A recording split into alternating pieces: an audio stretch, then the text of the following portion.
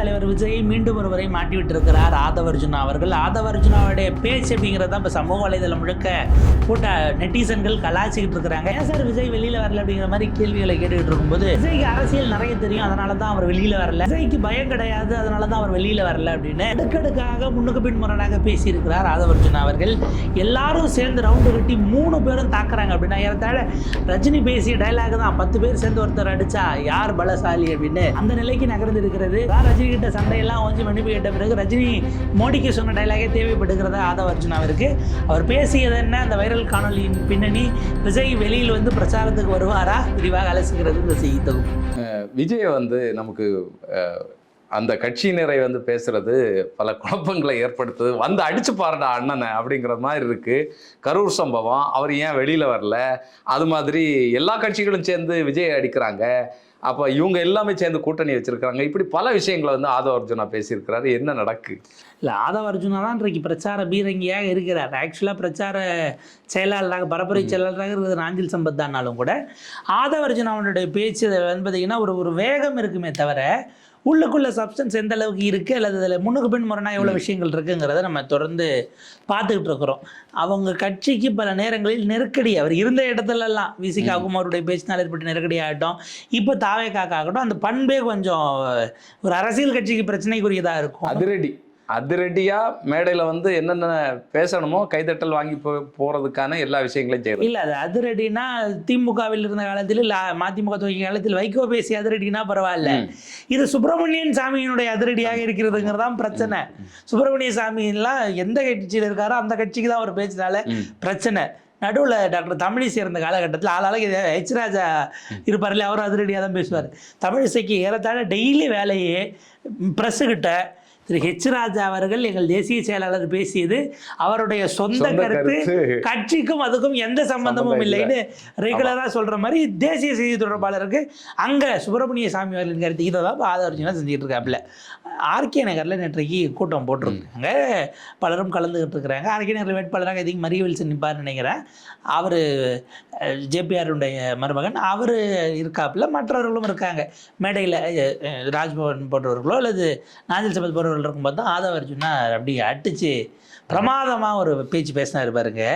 கடந்த 15 நாளாக என்ன நடக்குது, குறிப்பாக கடந்த 10 நாளாக என்ன நடக்குது, அதிமுககாரன் நம்ம தலைவரை போட்டு விமர்சனம் பண்ணுறான், அவதூறு பண்ணுறான். என்னங்க விமர்சனம் பண்ணுறாங்க, கரூருக்கு நீங்கள் ஷூட்டிங் எடுக்க வந்தீங்க அப்படின்னு அதிமுககாரங்க திட்டமிட்டு இந்த பிரச்சாரத்தை பரப்புறாங்க. இது எவ்வளோ பெரிய கொடூரமான மனநிலை அப்படின்னு இப்போ கேட்குறாப்புல. இப்போ ஒரே கேள்வி தான் அதிமுக தரப்பில் கேட்பாங்க, தம்பி நாங்கள் ஒரு 3 மாதத்துக்கு முன்னாடி விஜய் மேலே தப்பே கிடையாது, திமுக மேலே தான் தப்புன்னு சட்டமன்றத்துக்குள்ளே எடப்பாடி பேசினாரு, இன்னைக்கு வரைக்கும் நீங்கள் ஒரு நன்றி சொன்னீங்களா?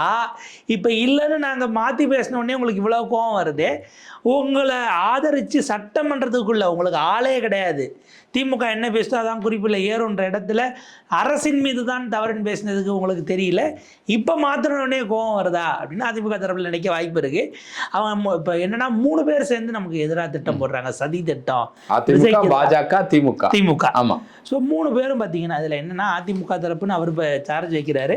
ஏன்னா இப்போ சமீபத்தில் அதிமுக பாஜக தரப்பிலிருந்து பல விஷயங்கள் விஜய் கரூர் சம்பவத்தோடு தொடர்புபடுத்தி ஃபுட்டேஜஸ் டெலீட் பண்ணப்பட்டது, நீக்கப்பட்ட ஃபுட்டேஜஸ் சிபிஐ ரெட்ரைவ் பண்ணிட்டாங்க, விஜய் தான் அவர் மீது குற்றப்பத்திரிகையில் சேர்க்க போகுது, இதெல்லாம் ரொம்ப ஸ்ட்ராங்காக பேசிகிட்டு இருக்கிறாங்க. சில வீடியோக்கள் அதில் என்னென்னா அது எதுவுமே பார்த்தீங்கன்னா புதிய வீடியோ கிடையாது, ஏற்கனவே உலாவ விடப்பட்ட வீடியோக்களை அந்த மீள் பதிவும்பாங்கல்ல, அதை மறுபடியும் ஒரு மறுவாசிப்பு செஞ்சு கொண்டு வந்து துல்லியமா அந்த இடத்த மட்டும் எடுத்து இப்போ போட்டுட்டு இருக்காங்கிறது தான் இவங்களுக்கு நெருக்கடி. இவங்களுக்கு என்னென்ன இப்போ 3 பேரும் சேர்ந்து சொல்றாங்கிறீங்கல்ல, 3 பேர் சொன்னதுக்கும் நீங்க ஒரு தெளிவான பதில சொல்லிட்டீங்கன்னா திரும்ப சொன்னா பிரச்சனை இல்லை.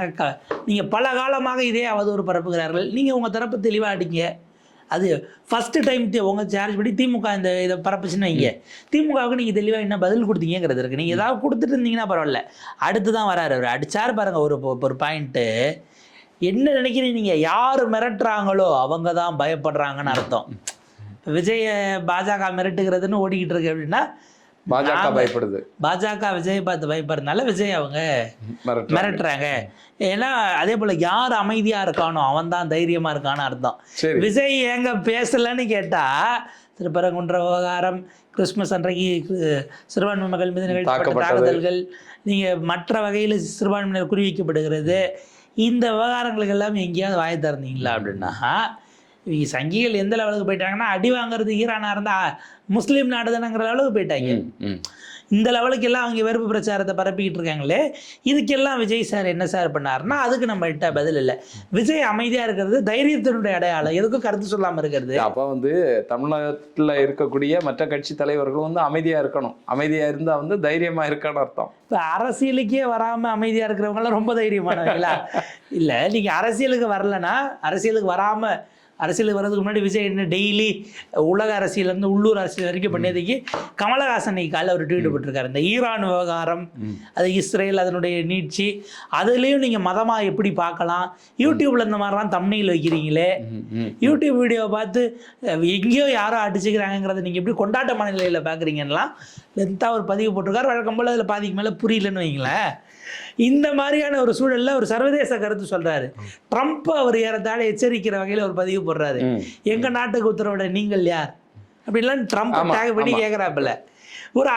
இவர் திரைக்கலைஞராக இருந்த சமயத்தில் ஈரான் பிரச்சனைக்கு ஏன் பேசலன்னு நம்ம கேட்கல. வந்துட்டா எல்லாவற்றை குறித்தும் நீங்க கருத்து சொல்லணும். இன்னைக்கு கேஸ் கிடைக்கல, அதற்காக விஜய் பேசினாரா? பெட்ரோல் டீசல் வந்து தட்டுப்பாட்டுல இருக்கு, அதற்காக விஜய் பேசினாரா? விஜய் கிட்ட ஈரான் பிரச்சனை ஏன் பேசலன்னு நம்ம கேட்கல, ஈக்காட்டு தாங்கல் பிரச்சனையை கூட நீங்க பேச மாட்டீங்களேங்கிறதான் பிரச்சனை.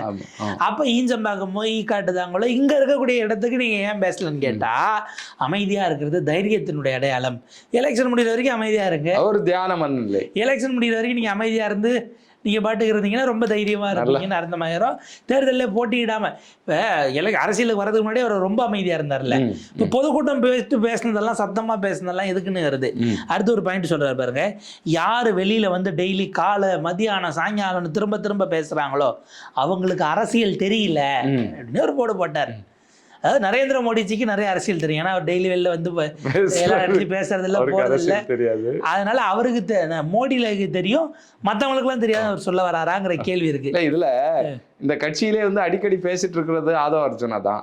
ஆதவ அர்ஜுனாவுக்கு அரசியல் தெரியலையா அப்படிங்கிறதையும் நம்ம பார்க்க வேண்டியதா இருக்கு. நீங்க படுமுக்கியமான பாயிண்ட்ல அடிப்படையில கைய வைக்கிறதுல அதை டச் பண்ணிட்டீங்க. அப்போ அதாவது அரசியல் பேசுறதுக்காகவே ஊர் ஊராக போய் பிரச்சாரம் பண்ணுறதுக்கு நாஞ்சல் சம்பத்தை நீங்கள் பரப்புரை செயலாளர்னு ஒரு பொறுப்பு வேற போட்டிருக்கிறீங்க. அவர் போராட வரடமெல்லாம் பயிட்டு போடுறாங்க. அவர் கருத்து சொல்கிறாரு, ஒரு தேசிய கட்சியும் ஒரு மாநில கட்சியும் எங்கள் கூட்டத்துக்கு வரப்போகிறது அப்படின்னு. நீங்கள் கொண்டா திமுக அமைச்சர் 2 பேர் வந்துடுவாங்க. நீங்கள் இந்த மாதிரிலாம் விவரம் தெரியாமல் பேசி மாட்டிவிட்டு எப்படி பூசி மெழுகிறாங்கிறது பாருங்க.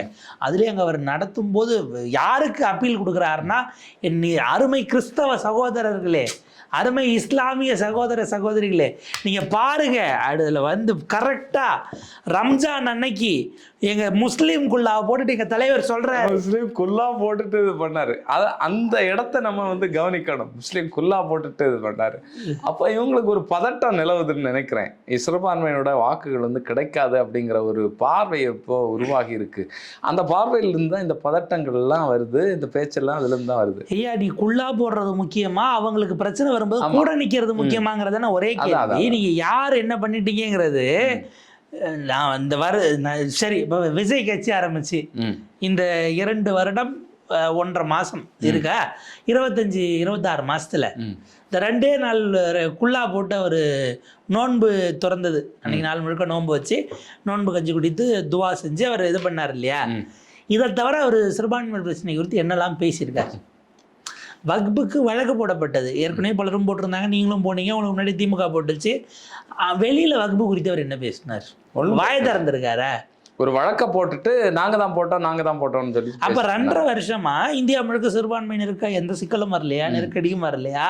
வக்பு சட்டம் தொடர்பாக ஒரு பரப்பு இயக்கத்தை வச்சே தொடங்கி வைத்திருக்கலாமே. ஏன் நீங்க எதையுமே பேசல? ஒரு பார்வையே மாறி இருக்குமே. இவர் தான்டா சிறுபான்மையினர் குல்லா போட்டா மட்டும் போதும்னு நீங்க நம்பர் இடத்துல வந்துருக்கிறீங்கிறது நம்மளுடைய அடிப்படையா இருக்கு. அப்ப இது ரொம்ப ரொம்ப சிக்கலுக்குரியது. ரொம்ப எளிமையா கேட்கறேன்னு, உங்க கூட கூட்டணிக்கு தாமுலிக்கா இருக்கிறாங்க, தமிழ்நாடு முஸ்லீம் லீக் கட்சி, திரு வி எம் முஸ்தபா அவர்களுடையது. முஸ்தபா அவர்களே அநேகமாக இந்த கடைசியாக இந்த நோன்பு துறந்து ரம்ஜான் இது அது போட்ட அன்னைக்கு தான் அவர் பார்த்ததாக தகவல்கள் வெளியில் வந்துகிட்டு இருக்கிறது. ஏன்னா எப்படி தொடருது அப்படிங்கிறதெல்லாம் அதுக்கு முன்பாக அவர்கிட்ட எடுத்துரைத்ததாக சொல்கிறாங்க. அவங்க 2 பேரும் தொழும்போது இவர் அவர் சைடில் இப்படி பார்த்து என்ன பண்ண அவர் சொல்ல இவர் பண்ண மாதிரிலாம் வீடியோக்கள் பரவிட்டு இருக்குன்னு வைங்களேன். இப்போ உங்களுடைய கட்சியிலே ஆரம்பத்தில் முதல் மாநாடு நடத்திய போது மேடையில் ஒரு இஸ்லாமிய சகோதரி இருந்தாங்கல்ல, அவங்களுக்கு என்ன பொறுப்பு கொடுத்தீங்க? உங்களுடைய கட்சியினுடைய நிர்வாக அமைப்புகள் இதில் திமுக அதிமுக நீங்கள் கொடுக்கலங்கிற சார்ஜ் சரியானதுன்னு வச்சுப்போம். அப்போ அதுக்கு மாற்றா நீங்கள் செஞ்சுட்டீங்களா இல்லையா? அப்போ அவங்களுக்கான பிரதிநிதித்துவமோ இல்லை மற்ற விஷயங்களோ இதில் தொடங்கி பாஜக எதிர்ப்பு, பாஜக அவங்கள குறி வச்சு அடிக்குது. என்ன வாய் தரண்டிங்கன்றது எல்லாத்துக்கும் பதிலாக அவர் குல்லா போட்டுட்டு கரெக்டாக ரம்ஜான் அன்னைக்கு குல்லா போட்டு ரம்ஜானுக்கு முந்தின நாள் நோன்பு திறந்த அன்னைக்கு இது பண்ணாப்புல. அது நோன்பு திறப்பு நிகழ்ச்சி தான். ரம்ஜான் அன்னைக்கு அவர் சொல்லலை. ஆக்சுவலாக நேற்று தான் ரம்ஜான் அன்னைக்கு தான் இவர் பேசுகிறாப்புல. என்னைக்கு ரம்ஜானே தெரியாமல் பேசிக்கிட்டு இருக்காருங்கிற நிலைமைக்கு தான். இல்லை இன்னொன்று, உத்தரப்பிரதேசம் வட மாநிலங்களில் இந்த தொழுகைக்கெல்லாம் தடை விதிச்சு கைது நடவடிக்கைகள் நிறைய நெருக்கடிகளை அங்கே இருக்கக்கூடிய யோகி ஆதித்யநாத் உட்பட பல்வேறு பாஜகவினுடைய முதல்வர்கள் கொடுத்துட்டு இருக்கிறாங்க. அவர்களுடைய போலீஸ்காரங்க பயங்கர நெருக்கடி கொடுத்துட்டு இருக்கிறாங்க. அப்போ குல்லா போட்ட நேரம் இந்த பிரச்சனையெல்லாம் விஜய்க்கு தெரியலையா? நீங்கள் உள்ளுக்குள்ளே நடக்கிற திருப்பரங்குன்றத்துக்கு வாங்கலாம். மேலே இப்போ எலெக்ஷன் கமிஷனுடைய இடம் வந்துருச்சு. திருப்பரங்குன்றத்துக்கு மேலே தொழுகைக்கு போனவர்களை தேர்தல் பறக்கும்படி அந்த கண்ட்ரோலில் இருக்கிறவங்க நிப்பாட்டி ஆதார கார்டை கொடுத்துட்டு மேலே போங்கங்கிறாங்க. வழக்கமாக போயிட்டு வர்றதில்ல, மலைக்கு போகிறதில்ல. என்ன காசி விஸ்வநாதர் போகிற கோயிலுக்கு போகிறவங்களை நிப்பாட்டி நீங்கள் ஆதார் கார்டு கேட்குறீங்களான்னு ஒரு கேள்வி இருக்குல்ல. அதுக்கு பிறகு அவங்கக்கிட்ட எப்படி நீங்கள் கேட்கலாம்? நாங்கள் இங்கே தானே எப்பயும் போகிறது தானே இது பண்ண பிறகு ஆதார் கார்டு இல்லாமல் மேலே அனுப்பியிருக்காங்க. இது நேற்றைக்கு வெளியில் வர செய்தியாக இருக்குது. நேற்றைக்கு முன்தினமும் 2 நாள் ஒரு பதற்றமாக நீங்கள் அதை மாற்ற பார்க்குறீங்க. ஆதார் கார்டு எதுக்கு கேட்குறேன்? இவருக்குள்ளா போட்ட அடுத்த நாள் இது நடக்குது. மேலே காசி விஸ்வநாதர் கோயிலுக்கு போகிறவங்ககிட்ட ஆதார் கார்டு கேட்குறேங்கிறதானே கேள்வி. தேர்தல் அதிகாரிகள் கட்டுப்பாட்டில் போய்விட்ட காவல்துறைக்கு இந்த உத்தரவை யார் இட்டது? நீங்கள் உத்தரப்பிரதேசம் கூட விடுங்க, அது ரெகுலராக நடக்கிறது. யோகி ஆதித்யநாத் இங்கே என்ன தமிழ்நாட்டில் பாஜகவே கிடையாதுங்கிறத இடத்துக்கு வரலாம். தேர்தல் ஆணையத்தை கேளுங்க. இல்லை தேர்தல் ஆணையம் வந்திருந்தாலும் இது ஸ்டாலின் போலீஸ். உங்களுடைய பூஸ்ட் பாக்ஸையும் பாத்திரத்தையும் பிடிச்சா திமுகவுக்கு ஆதரவாக செயல்படுறாங்கன்னு சொல்கிறீங்கல்ல, இதில் பாஜகவுக்கு ஆதரவாக இந்த அதிகாரிகள் தேர்தல் ஆணையம் சிறுபான்மையினரை குறிவைக்கிறதுன்னு ஒரு வார்த்தை நீங்கள் குல்லா போட்டு அடுத்த நாள் நடக்குது. அதுக்கு அடுத்த நாள் நடக்குது. குல்லா போட்ட நாளுக்கு எல்லாம் சரியா போயிடுச்சு. அதுக்கு இவங்க செய்தி பத்திரிகைகள் பார்க்கணும், ஊடகங்களை பார்க்கணும், என்ன நடக்கு அப்படிங்கிறது. அது ஒன்றும் பார்க்கறது இல்லைங்க. பார்த்தாலும் அவருக்கு அரசியல் நிறைய தெரிஞ்சதுனால தானே அமைதியாக இருக்காரு. அவராக வாய் திறந்தாதான் தண்ணிக்கு அடியில் போய் அணையோட உறுதி எப்படி இருக்குங்கிறது அதெல்லாம் அவர் சொன்ன வாயை திறந்தா அதெல்லாம் நமக்கு தெரிஞ்சிடும். எவ்வளவு புரிதல் இருக்கு, எவ்வளவு தெரிதல் இருக்கு, என்ன மாதிரியான அறிவுகள் இருக்கு. ஒரு ஆராய்ச்சி மனப்பான்மையில இருப்பார் போல. அமைதியா இருந்து இந்த மக்களுக்கு என்னது நல்லது செய்யணும். முதல்வர் இப்ப 2026 முதல்வர் ஆயிடுவாரு. ஆன பிறகு இந்த மக்களுக்கு சிறுபான்மையினருக்கு என்னென்ன வேலைகளை செய்யணும் அப்படிங்கிற விஷயங்களை அவர் ஆய்வு பண்ணிட்டு இருப்பார். ஒரு ஜென் மனநிலைக்கு போய் இந்த தத்துவங்கள்லாம் பண்ணிக்கிட்டு இருந்தா அவர் அப்படின்னா அவர் நித்யானந்தா மாதிரி தீவு வாங்கிட்டு இதில் ஆரம்பிச்சிருக்கோம். ஏற்கனவே ஃபெலிக்ஸ் சொன்னார்ல, அவர் தீவு வாங்கிட்டு போயிருக்க வேண்டியதுதான். அவர் மக்களுக்காக இறங்கி நின்று வேலை செய்கிறாரு. அந்த மாதிரியான லெவலுக்கு தான். அதை அடுத்து ஒன்று போட்டார் பாருங்க. எங்கள் தளபதி நினைச்சிருந்தா 1500 கோடி ரூபாய் சம்பாதிச்சிருக்க முடியும். எதுக்கு? இவர் மட்டும் பிஜேபிகிட்ட ஓகே சொல்லி கூட்டணின்னு முடிவு பண்ணி ஜனவரி 10ஆம் தேதி ஜனநாயகனை ரிலீஸ் பண்ணியிருப்போம். இன்னைக்கு 1500 கோடி ரூபாய் எங்கள் தளபதி சம்பாதிச்சிருப்பாப்புல. 1000 கோடி 500 கோடி. அந்த படம் ஓடுமா ஓடாது? ஏற்கனவே பகவந்த் கேசரியை எல்லாரும் பார்த்துட்டாங்க. இது பகவந்த் கேசரியோட வேற ஏதோ எக்ஸ்ட்ரா சேர்த்து கிண்டி இருக்காங்க. ஆச்சா, இது இப்போ பகவந்த் கிச்சடியா இருக்கா என்னங்கிறது. எலெக்ஷன் முடிஞ்சு போச்சுன்னா நீங்க என்னுடைய ரிலவன்ஸே காலி. ஆமா, நீங்க காப்பாற்ற வருவான் அப்படிங்கிற ஒரு நம்பிக்கை எலெக்ஷன் முன்னாடி ஒரு ஹைப் ஏற்றுறதுக்கும் எலெக்ஷன் முடிஞ்சு ரிசல்ட் படுமோசமான இல்லை எதிர்பாராத முடிவுகள் வந்துருச்சுன்னு வைங்க. அதுக்கு பிறகு பார்த்தா என்ன ஆகும்? பார்த்தா காமெடியா இல்லை மாதிரி போகும். ஆமா, என்ன எலெக்ஷன்ல ஒரிஜினலாக எவ்வளோ ஓட்டு தான் வாங்கியிருக்கேன், இந்த அளவுக்கு பில்டப் கொடுத்துருக்கீங்களேங்கிற மாதிரி போயிடுச்சுன்னா அது மிகப்பெரிய சிக்கலாக இருக்கும். அடுத்து ஒரு போடு போட்டார் பாருங்க. எங்கள் தளபதி விஜய் எப்படி ரம்ஜான் அன்னைக்கு சொன்னாரோ மதச்சார்பற்ற சமூக நீதி அதுதான் நம்முடைய கொள்கைன்னு அறிவிச்சாரோ, அவர் ஒருவேளை இதுக்கு மட்டும் ஓகே நீங்கள் உங்கள் கூட நான் வரேன்னு சொல்லியிருந்தா டெல்லியே நம்மளை முதலமைச்சர் வேட்பாளர்னு அறிவிச்சிருக்கோம். டெல்லி தயாராக இருக்கு விஜயை முதல்வர் ஆக்குறதுக்கு. இவர் ஓகே சொல்லலை. இப்போ ரொம்ப எளிமையான கேள்வி, இந்த ஆஃபர்லாம் இருக்குல்ல, ஆமாம், இதை எங்கே பேசுனாங்க அப்படின்னு ஒரு கேள்வி இருக்கு. ஆச்சா பேசுறாங்கன்னா நீ அங்க போய் உட்கார்ந்துருக்கன்னு ஒரு அர்த்தம் இருக்கு. ஆமா. இல்லை வந்துட்டு விஜய் பனையூர் பங்களா இது வாசல்ல வாட்ச்மேனை கூப்பிட்டு இந்த மாதிரி டெல்லியில இருந்து வந்திருக்கோம் 90 சீட்டு 2.5 வருஷம் முதலமைச்சர் உள்ள போய் சொல்லிட்டு வந்துருங்கன்னு ஒரு லெட்டரை கொடுத்து உள்ள கொடுங்கன்னு கொடுத்து விட்டுட்டு அவங்க இப்படியே போயிட்டாங்களா? அப்ப பேச்சுவார்த்தை டேபிளுக்கு நீங்க போய் உட்கார்ந்து இருக்கீங்கன்னு ஒரு அர்த்தம் வருது. பேசுனது தானே. அப்ப பாஜக பேச்சுவார்த்தைக்கு போய் உட்கார்ந்த வரைக்கும் உண்மை, பேரம் படியிலன்னு வெளியில வந்தோங்கிறத ஆதவ அர்ஜுனா வாக்குமூலமாக கொடுத்திருக்கிறார். இதுல நிர்மல்குமார் சொல்றாரு எந்த மட்டத்திலையும் பேச்சுவார்த்தை யாரோட நடத்தல அப்படிங்கறது நிர்மல்குமார் சொல்றாரு. நிர்மல்குமார் சொன்னது உண்மையா, ஆதவ அர்ஜுனா சொன்னது உண்மையா?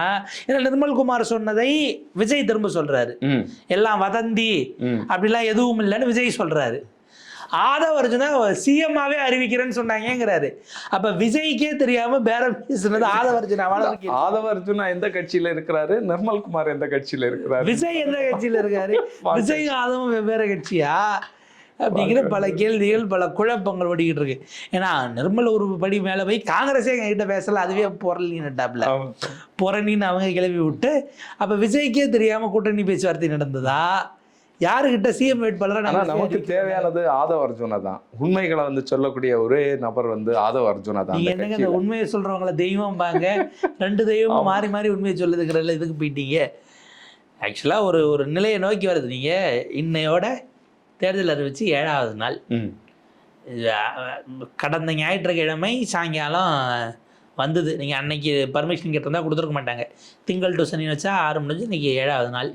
எங்கே வெளில வந்தீங்க? வெளியில வந்தாரு. அவருக்கு அரசியல் நிறைய தெரிஞ்சு வெளியில வந்தாரு. வந்துட்டு வளகாப்புக்கு போயிட்டு அப்படி திருப்பி வந்திருக்கிறாரு. இன்னைக்கு அவர் திரும்ப வந்தாரான்னு தெரியல. இன்னைக்கு வேட்பாளர் அறிவிப்பு எங்க பாண்டிச்சேரிக்கு, நாளையோட முடியல. இல்ல அது இவருக்கு தெரியுமான்னு நம்ம பார்க்கணும். விஜய்க்கு இது அதை பற்றி ஏதாவது அதையும் ஆன்லைன்ல தான் வெளியிட போறாங்கன்னு வைங்க. தலைவருடைய கையெழுத்தே இல்லாம அது ஸ்கேன் பண்ணதை எடுத்து போட்டுக்கலாம். விஜய்க்கு தெரிந்து வேட்பாளர் பட்டியல் வரப்போதா, தெரியாமல் வரப்போதா, இப்படியான பல கேள்விகளும் வேற இருக்கு. இது போக இன்னும் 3 கட்ட வேட்பாளர் நேர்காணல் தமிழ்நாட்டுக்கு வேற இருக்கு. ஏன்னா முதல்ல ஒரு 60, அப்புறம் ஒரு 50னா இன்னொரு 120க்கு மேல இருக்கு இல்லையா? இதை வேற தயார் பண்ணணும், ஆட்களை பிடிக்கணும். அதுக்கான இதை வந்து டார்கெட் இருக்கு. புஷி ஆனந்தும் மற்ற ஆட்களை வந்து ஓடி எடுத்து ஆட்களை பிடிச்சு நீ தான் நிற்கணும் ஐயா அப்படின்னு சொல்லி தண்ணி தெளிச்சு விடுவாங்க. அந்த வேலைகள்லாம் ஒரு பக்கம் பார்க்க வேண்டியதாக இருக்குது. இந்த நெருக்கடிகள்லாம் எப்படி போகும்னு தெரியல. இங்கே ஒரு எலெக்ஷன் நடக்கு அப்படிங்கிற ஒரு நினைப்பே இல்லாமல் தான் தாவேகா கட்சி இருக்குது அப்படிங்கிறத நம்ம பார்க்கல. நீங்கள் எலெக்ஷன் நடக்குங்கிற நினைப்பு இல்லாமல் இருக்குங்கிறீங்க. தான் ஒரு அரசியல் கட்சி தலைவருங்கிற நினைப்பு அவருக்கு இருக்காங்கிற சந்தேகமே எனக்கு இருக்கு. பார்ப்போம் மக்கள்கிட்ட இந்த வீடியோக்கள் எல்லாம் என்ன மாதிரியான அதிர்வுகளை ஏற்படுத்த போகிறது. ஆதவ அர்ஜுனா என்கிற ஒரு ஃபயர் பிராண்ட் அவர் வந்து 90களின் வைகோவா இல்லது 90களின் சுப்பிரமணிய சாமியா 2026 என்னவாகிறாருங்கிறத தேர்தல் முடிவுகள் காட்டும் நம்ம எதிர்பார்க்கலாம்.